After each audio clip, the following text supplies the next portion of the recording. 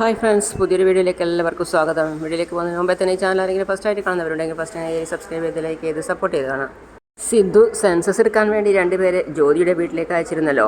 അപ്പോൾ ജ്യോതി കാര്യങ്ങളൊക്കെ വിശദമായി പറഞ്ഞു കൊടുക്കുകയാണ്. അപ്പോൾ പെട്ടെന്ന് തന്നെ ജ്യോതി പറയാണ്, വാസുദേവനാണ് എൻ്റെ ഹസ്ബൻഡ്. മഹീന്ദ്രൻ ഗ്രൂപ്പ് ഓഫ് കമ്പനിയുടെ ഫിനാൻസ് ഹെഡാണ് എൻ്റെ ഹസ്ബൻഡിൻ്റെ വർക്ക് ജോലി എന്നും പറയാണ്. പെട്ടെന്നാണ് സെൻസസ് എടുക്കാൻ വന്നവരുടെ പിന്നിൽ നിന്ന് നമ്മളെ സിദ്ധു പെട്ടെന്ന് വന്നത്. സിദ്ധു വന്നിട്ട് ചോദിക്കുകയാണ്, എന്താ പറഞ്ഞേ? സിദ്ധു വന്നത് കണ്ട് ജ്യോതി നിന്ന് വേർക്കുകയാണ്. ജ്യോതി എന്ത് ചെയ്യണം എന്നറിയാതെ അവിടെ നിന്ന് പരുങ്ങുകയാണ്. എന്താ പറഞ്ഞേ? മിസ്റ്റർ വാസുദേവൻ നിങ്ങളുടെ ഭർത്താവാണെന്നോ? പിന്നെ പറഞ്ഞത് മഹീന്ദ്രൻ ഗ്രൂപ്പ് ഓഫ് കമ്പനിയുടെ ഫിനാൻസ് ഹെഡ്, അങ്ങനെയല്ലേ? അല്ല, അദ്ദേഹം ഇപ്പോൾ എവിടെയുണ്ട്?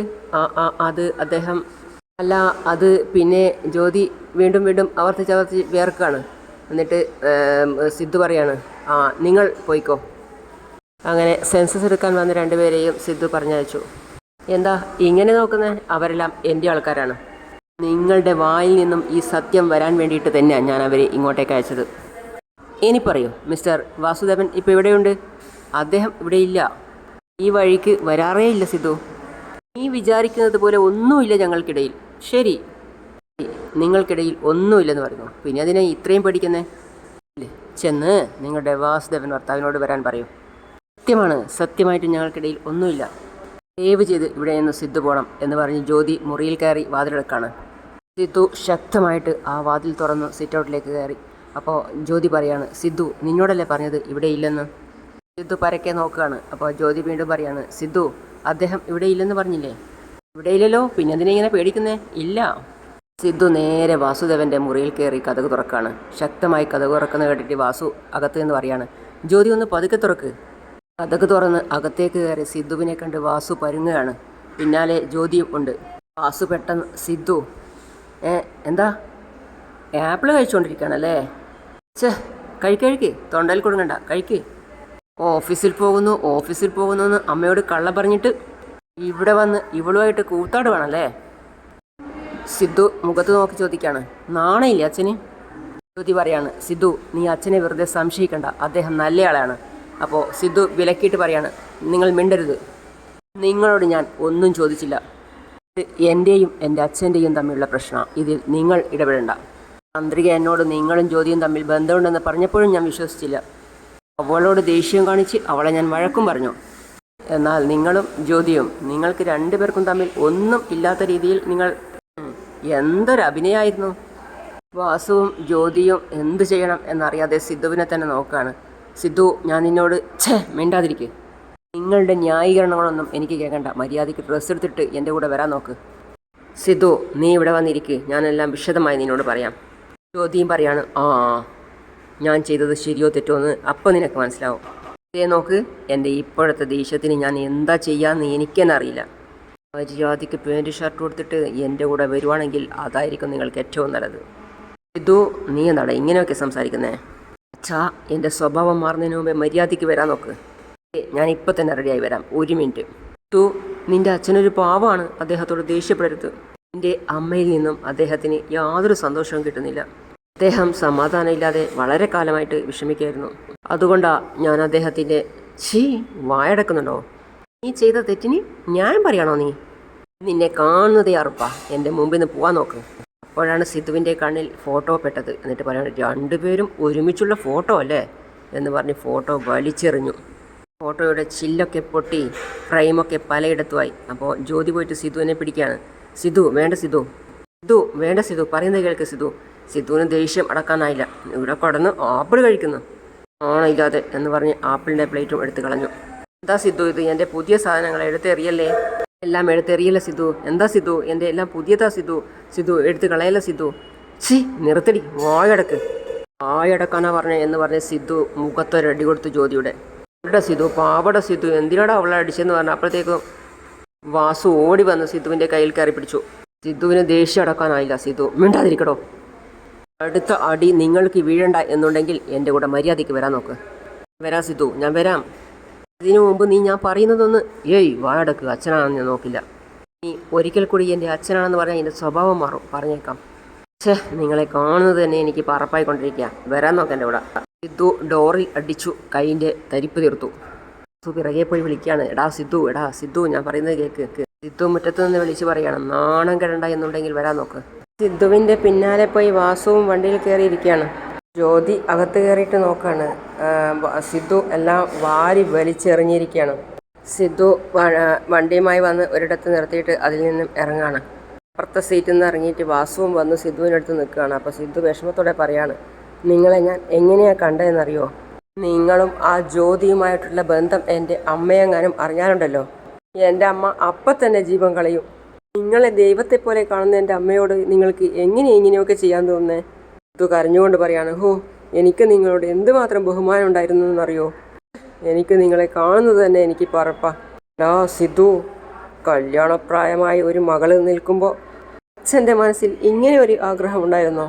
മറ്റൊരു സ്ത്രീയുമായിട്ട് അവിഹിത ബന്ധം ഉണ്ടെന്ന് ആരതിയെ വിവാഹം കഴിക്കാൻ തീരുമാനിച്ചവർ അറിഞ്ഞിട്ടുണ്ടെങ്കിൽ, അവരുടെ വീട്ടുകാർ ഏതെങ്കിലും വിധേന അറിഞ്ഞിട്ടുണ്ടെന്ന് വെച്ചോ, പിന്നെ ആ വിവാഹം നിന്നുപോകും അച്ഛാ. നിങ്ങൾ ചെയ്ത തെറ്റ് നിങ്ങളിൽ മാത്രം ഒതുങ്ങില്ല, അത് കുടുംബത്തെ തന്നെ ബാധിക്കും. ഏതോ ഒരു സാഹചര്യത്തിൽ ഞാൻ തെറ്റ് ചെയ്തു പോയി, എന്നോട് നീ ക്ഷമിക്കടാ. എടാ, ഈ കാര്യം ദയവായിട്ട് നിന്റെ അമ്മയോട് മാത്രം പറയരുത്. അവൾക്ക് ഇത് സഹിക്കാനാവില്ലടാ. അവൾ എന്നെ ദൈവത്തെ പോലെയാണടാ കാണുന്നത്. എടാ, ഇത് ഒരിക്കലും അവൾ അറിയാൻ പാടില്ല. ഞാൻ ജ്യോതിയുമായിട്ടുള്ള റിലേഷൻഷിപ്പ് ഇപ്പം ഈ നിമിഷം വേണ്ടെന്ന് വെക്കാം. നീ അവളോട് ഇടപഴകില്ല, സംസാരിക്കില്ല, ഒന്നും ചെയ്യില്ല ഞാൻ. പ്ലീസ് സിദ്ധു, ഈ ഒറ്റ തവണ ഈ ഒരു തവണ നീ എന്നോട് ക്ഷമിക്ക് എടാ. ഈ കാര്യം നീയല്ലാതെ മറ്റാരും അറിയാൻ ഇടവരുത്. നീ പറഞ്ഞതുപോലെ ഈ കാര്യം അവളെങ്ങാനും അറിഞ്ഞാൽ പിന്നെ നമ്മുടെ ആരതിയുടെ ജീവിതം തന്നെ പാഴായിപ്പോവും. ജാനകിയും എന്തെങ്കിലും ചെയ്തു കളയും. പ്ലീസ് സിദ്ധാർത്ഥ്, ഞാൻ പറയുന്നത് നീ ഒന്ന് കേൾക്കടാ. എന്നെ വിടുന്നുണ്ടോ? അച്ഛൻ മിണ്ടാതിരിക്കാം അങ്ങോട്ട്. ഈ നിമിഷം എനിക്ക് തോന്നുക നിങ്ങളുടെ മകനായതിന് പകരം മരിച്ചാൽ മതിയായിരുന്നു. സിദ്ധാർത്ഥ്, പ്ലീസ് അങ്ങനെയൊന്നും പറയാതിരിക്കും മോനെ. എനിക്ക് വിഷമം തോന്നുന്നു. എടാ, ഞാനും ഒരു മനുഷ്യനല്ലേ. ഏതോ ഒരു നിമിഷത്തിൽ അറിയാതെ തെറ്റ് ചെയ്തു പോയി. ഈ ഒറ്റ തവണ എന്നോട് ക്ഷമിക്കണം സിദ്ധു. ഇന്ന് വരെ നിങ്ങൾ ജ്യോതിക്ക് കൊടുത്തത് എല്ലാം തിരിച്ചു വാങ്ങിയിട്ട് വാ. അമ്മയുടെ കാണാതായിപ്പോയ ആ മാല, അതും അവളുടെ കയ്യിലുണ്ടാവുമല്ലോ. എന്താ, ഇല്ലെന്ന് പറയാൻ പോവുകയാണോ? നിങ്ങളെ ഇല്ലെന്നെങ്ങാനും പറഞ്ഞാൽ ഇപ്പം തന്നെ ഞാൻ ജ്യോതിയുടെ വീട്ടിൽ പോയി ആ മാല എവിടെയാണ് വെച്ചിരിക്കുന്നത് എന്ന് കണ്ടുപിടിക്കും. വേണ്ട, അങ്ങനെയൊന്നും ചെയ്യരുത്. മാല ജ്യോതിയുടെ കയ്യിൽ തന്നെയുണ്ട്. ഞാനത് വാങ്ങിക്കൊണ്ട് വന്ന് ഇപ്പത്തിൽ ഞാൻ ജാനകിയുടെ അലമാരയിൽ കൊണ്ടുപോയി വെക്കാം. അച്ഛനത് മോഷ്ടിച്ചിട്ട് അത് എവിടെയോ എടുത്ത് മാറ്റിവെച്ചിട്ട് ആവശ്യമില്ലാതെ ഒരു ജോലിക്കാരിയുടെ മേൽ കുറ്റം ചുമത്തി. നിങ്ങൾ എന്തിനാ അച്ഛാ ഇങ്ങനെയൊക്കെ ചെയ്യുന്നത്? നിങ്ങളെക്കുറിച്ച് ആലോചിക്കുന്നത് തന്നെ എനിക്ക് വെറുപ്പ് വന്നാ. ഇല്ലേ, ആദ്യം പോയി ആ മാല വാങ്ങിക്കൊണ്ട് വാ.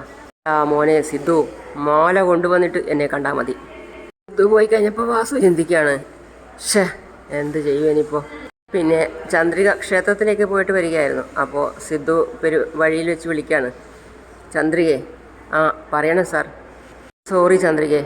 എന്തിനാ എന്നോട് സോറിയൊക്കെ പറയുന്നത്? ഞാനല്ലേ സാറിനോട് സോറി പറയണ്ടേ? കാരണം തെറ്റ് ചെയ്തിരിക്കുന്നത് ഞാനല്ലേ. നോക്ക്, നീ ഒരു തെറ്റും ചെയ്തിട്ടില്ല.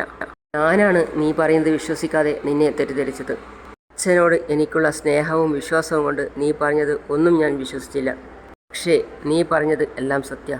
എൻ്റെ അച്ഛനും ജ്യോതിക്കും ഇടയിൽ റിലേഷൻഷിപ്പ് ഉള്ളത് സത്യമായിരുന്നു.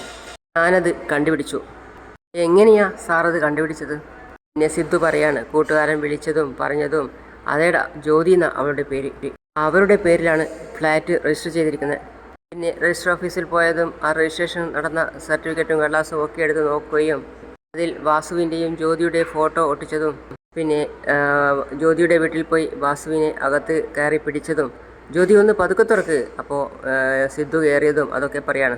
പിന്നെ സിദ്ധു വാസുവിനോട് പറയുന്നത്, നിങ്ങളും ജ്യോതിയുമായിട്ടുള്ള ബന്ധം എൻ്റെ അമ്മയെങ്ങാനും അറിഞ്ഞാൽ എൻ്റെ അമ്മ അപ്പം തന്നെ ജീവൻ കളയും.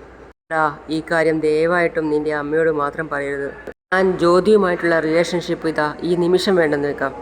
ഞാൻ അവളോട് സംസാരിക്കില്ല, ഇടപഴകില്ല, എല്ലാം നിർത്തിയേക്കാം. അച്ഛൻ ചെയ്ത തെറ്റിന് എന്നോട് ക്ഷമ ചോദിച്ചു. നീ ഇങ്ങനെയൊന്നും നടക്കില്ലെന്ന് എനിക്ക് വാക്ക് തരികയും ചെയ്തു. മാത്രമല്ല, ഈ കാര്യത്തെക്കുറിച്ച് ഒരു കാരണവശാലും അമ്മയോട് പറയരുത് എന്നും പറഞ്ഞു. എല്ലാം കേട്ട് കഴിഞ്ഞ് ചന്ദ്രിക പറയാണ്, ഇപ്പോൾ സാറ് എന്ത് തീരുമാനമാണ് എടുത്തിരിക്കുന്നത്? അമ്മ അച്ഛനെ ദൈവത്തെ പോലെ കാണുന്നത്. അദ്ദേഹം ഇങ്ങനെയൊരു തെറ്റ് ചെയ്തെന്ന് അറിഞ്ഞാൽ അതെൻ്റെ അമ്മയ്ക്ക് ഒരിക്കലും സഹിക്കാൻ പറ്റില്ല. അമ്മയുടെ ജീവിതം തന്നെ കളയും. അതുകൊണ്ട് അമ്മ ഈ വിവരം അറിയണ്ടെന്ന് ഞാനങ്ങ് തീരുമാനിച്ചു. എന്താണെന്ന് വെച്ചാൽ അച്ഛൻ ജ്യോതിയുമായിട്ടുള്ള ബന്ധം വിട്ടേക്കാന്ന് പറയല്ലേ. അതുകൊണ്ട് അദ്ദേഹത്തിന് ഒരവസരം കൊടുക്കാമെന്ന് ഞാനങ്ങ് കരുതി. ഞാനിതുപോലെ അദ്ദേഹത്തിന് പലതവണ അവസരം കൊടുത്തതാ സാറേ. അദ്ദേഹം ഇതുവരെ മാറിയില്ല. വീണ്ടും വീണ്ടും സാറിൻ്റെ അച്ഛൻ ആ ജ്യോതിയുടെ കൂടെ തന്നെ ജീവിക്കുകയാണ്. ഇല്ല ചന്ദ്രികെ, അച്ഛൻ ഇനി ഒരവസരത്തിലും ജ്യോതിയെ കാണില്ല, മിണ്ടില്ല, സംസാരിക്കില്ല എന്നൊക്കെയാണ് പറഞ്ഞു വെച്ചിരിക്കുന്നത്. അവളുമായിട്ടുള്ള ബന്ധം അവസാനിപ്പിക്കാം എന്നും അച്ഛൻ പറഞ്ഞു. ഇത് അമ്മ അറിയുന്നതുകൊണ്ട് വീട്ടിൽ ഒരുപാട് പ്രശ്നങ്ങളും വിഷമങ്ങളും ഉണ്ടാവും. ഇക്കാര്യം നീ മഹേന്ദ്രൻ അങ്കിളിനോടോ ആൻറ്റിയോടോ പോലും പറയരുത് കേട്ടോ.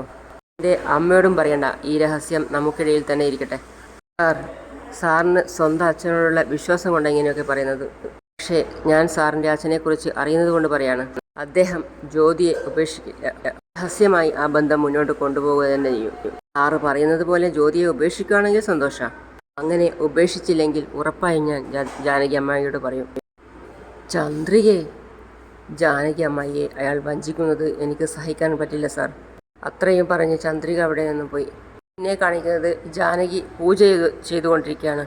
അപ്പോൾ വാസു ആ സമയത്താണ് കയറി വരുന്നത്. വാസു പിറകുവശത്തുകൂടി കയറി വന്നിട്ട് പറയാണ്, ഓ ജാനകി പ്രാർത്ഥിക്കുകയാണ്. അതേസമയം ജ്യോതിക്ക് കൊടുത്ത മാല കൊണ്ടുപോയി ജാനകിയുടെ അളമാരയിൽ ആരും അറിയാത്ത രീതിയിൽ വെച്ചേക്കാം. വാസു അതുപോലെ തന്നെ പതുക്കെ പോയി ജാനകിയുടെ അളമാര തുറന്ന് അതിൻ്റെ ഡ്രസ്സിൻ്റെ അടിയിൽ വെക്കുകയാണ്. ജാനകി പ്രാർത്ഥനയൊക്കെ കഴിഞ്ഞ് തിരിഞ്ഞു നോക്കുന്ന സമയത്ത് വാസുവിനെ കാണുകയാണ്. ഏട്ടാ, എന്താ ജാനകി, ഒന്നിങ്ങോട്ട് വന്നേ. എന്താ ജാനകി, തൊട്ട് തൊഴുതുള്ളൂ ഏട്ടാ. അതൊക്കെ കഴിഞ്ഞ് ജാനകി മുറിയിലേക്ക് പോയി. അപ്പോൾ ജാനകിയുടെ ശ്രദ്ധയിൽപ്പെടുകയാണ് അളമാര തുറന്നിട്ടിട്ട്. എന്നിട്ട് പറയാണ്, അളമാര തുറന്നു കിടക്കുകയാണല്ലോ. ജാനകി പതിയെ അളമാരയുടെ അടുത്ത് പോയിട്ട് അളമാരയിൽ ഉണ്ടായിരുന്ന ഡ്രസ്സുകളൊക്കെ എടുത്ത് മാറ്റി തിരിച്ചു വെക്കുകയാണ്. ഡ്രസ്സുകൾ മാറ്റിയും മറിച്ചും വെക്കുന്നതിനിടയിലാണ് മാലയുള്ളത്. അപ്പോൾ ജാനകി അത് കണ്ടിട്ട്, മാല, എൻ്റെ കാണാതായിപ്പോയ മാല. മാലയെടുത്ത് കയ്യിൽ പിടിച്ചിട്ട് പറയാണ്, ഞാൻ വെറുതെ ആ കാർത്യാനിയെ കുറ്റപ്പെടുത്തിയല്ലോ. ജാനകി ധൃതി പിടിച്ച് വന്നിട്ട് പറയാണ്, ഏട്ടാ. എന്താ ജാനകി, എൻ്റെ മാല ഏട്ടാ കാണാതായതല്ല, അളമാരയിൽ തുണിക്കടിയിൽ ഉണ്ടായിരുന്നു. എന്താ ജാനകി നീ പറയുന്നേ? നീ പറയുന്നത് സത്യമായിരുന്നോ? ഈ മാല നമ്മുടെ അളമാരയിൽ ഉണ്ടായിരുന്നോ? അതേ ഏട്ടാ. അപ്പോഴാണ് സിദ്ധു അങ്ങോട്ടേക്ക് പാസ് ചെയ്ത് പോകുന്നത്. സിദ്ധു, ഇങ്ങ് വന്നേ. എന്താ അമ്മേ? നോക്ക്, കളഞ്ഞു പോയ എൻ്റെ മാല കിട്ടി സിദ്ധു. ആരും ഇത് മോഷ്ടിച്ചിട്ടില്ല സിദ്ധു. അപ്പോൾ വാസു സിദ്ധുവിനെ ഒന്ന് നോക്കാണ്. ഇത് എൻ്റെ അളമാരയിൽ തുണിയുടെ ഇടയിൽ ഉണ്ടായിരുന്നു. ആരതി, എൻ്റെ മാല കിട്ടി ആരതി. കിട്ടിയോ? സൂപ്പർ അമ്മേ. ഇത് എവിടെയായിരുന്നു? അളമാരയിലുണ്ടായിരുന്നു. ആരതി പറയാണ്, ഹോ ദൈവമേ, സന്തോഷായി.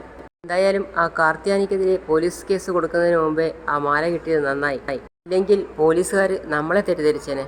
സിദ്ധുവിന് വാസു കണ്ണുകൊണ്ട് കാണിച്ചു കൊടുക്കാണ്, പറയരുതേ എന്ന്. ചെറിയമ്മേ, ഇങ്ങ് വന്നേ. എന്താ അമ്മായി? എൻ്റെ താമരപ്പൂവിൻ്റെ ലോക്കറ്റുള്ള മാല കിട്ടി.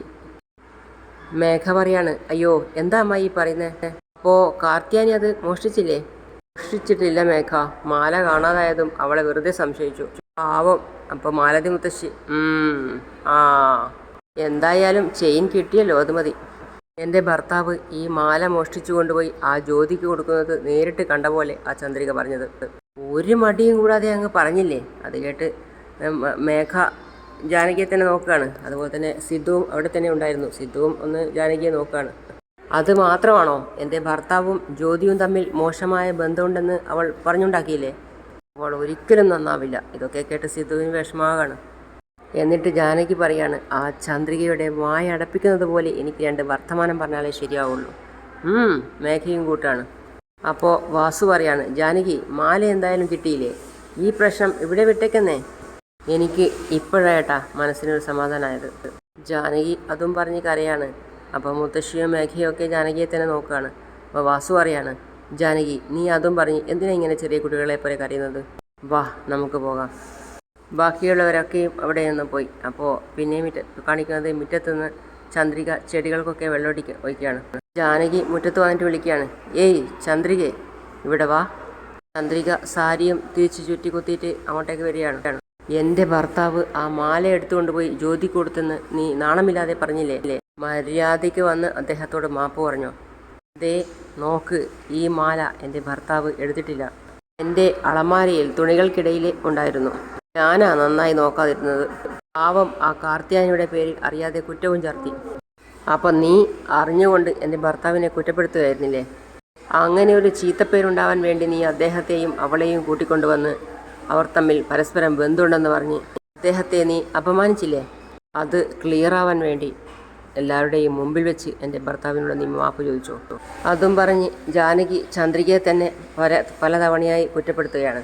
അങ്ങനെയാണ് ഇന്നത്തെ ഭാഗം അവസാനിക്കുന്നത്. അപ്പോൾ അടുത്ത പുതിയ വിശേഷമായിട്ട് വീണ്ടും കാണാം. അതുവരെ ഈ ചാനൽ സബ്സ്ക്രൈബ് ചെയ്യാതെ കാണുന്ന ആരെങ്കിലും ഉണ്ടെങ്കിൽ പെട്ടെന്ന് തന്നെ സബ്സ്ക്രൈബ് ചെയ്ത് ലൈക്ക് ചെയ്ത് സപ്പോർട്ട് ചെയ്താണ്. അപ്പോൾ അടുത്ത വീഡിയോ ആയിട്ട് ഉടൻ വരുന്നതാണ്. C you all.